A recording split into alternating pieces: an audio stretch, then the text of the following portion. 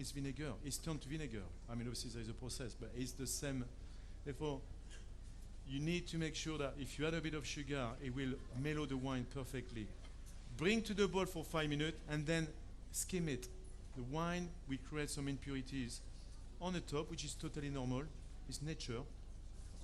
Clean it up and then turn the gas down and leave it simmering for 40 minutes and covered.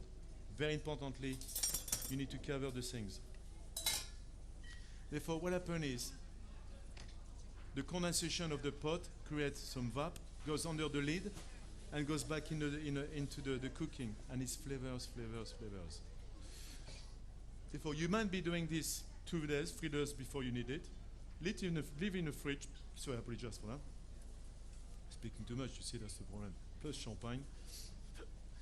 And when you reheat it the next day or whatever you need it, the flavors is automatically expanding. Automatically. Now, what I did on this one, and I'm sure you probably noticed, I've put a little bit of chocolate, cocoa powder. Now, when you introduce the chocolate is when you sweat your onions. Chocolate is a spice, it's a very powerful spice, and you need something powerful, not weak like mushrooms. Onions are the best things because it's very dynamic, very lot of strength. And 2 things, it's like playing tennis with somebody who's very good. If you play with somebody who's very good, you play very well. It's simple as that.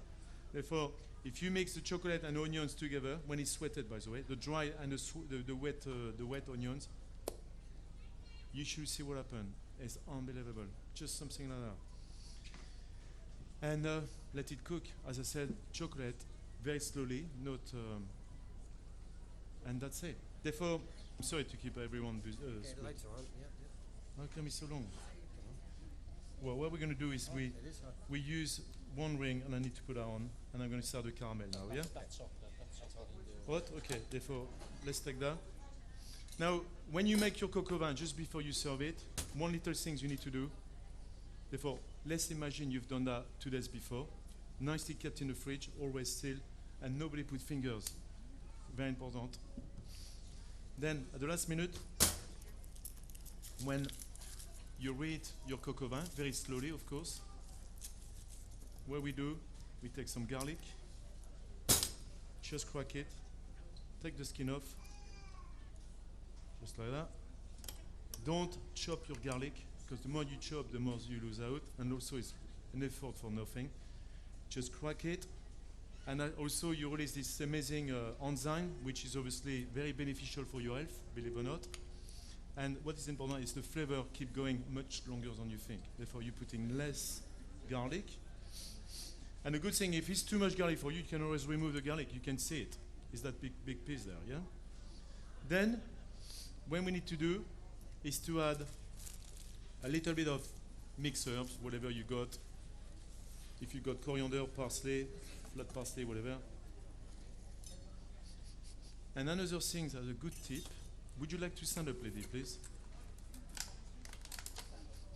Now, I would like you to smell this, fresh herbs, have a smell. Okay, now you watch my little tip, into the water. Have a smell now. No smell. No smell? I told us not before. You're supposed to say it's a good smell. I told. Have you got a cold? Yeah. Ah, that's why.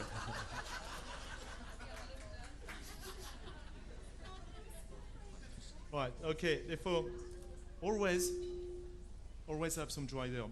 My herbs, what I'm trying to explain is the herbs are always in the water, anyway. If they're not, in pots, you cut them with like a nail dresser, click, click, click, click. Sometime, you're probably not aware of that, sometimes you buy some pots, which is great value for money. When you've used everything, you wait for the next season or the next 3-4 months, and you grow again, which is the logic, yeah? Now, I'm sure they don't do it here, but there's some places where they put an enzyme into the earth which stop regrowing the leaves. They've thought about that. That means you got to go back to the shop and buy another pot, which basically is pointless. Unbelievable, isn't it? Now, at last minute, crush your garlic.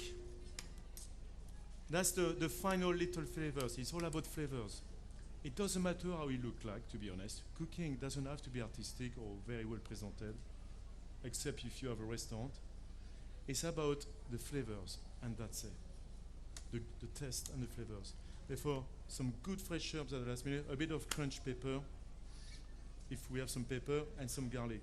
And the final thing is this one. A little bit of extra virgin olive oil.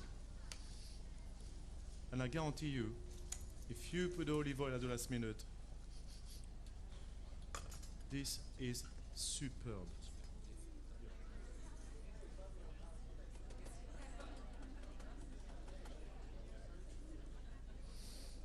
You okay?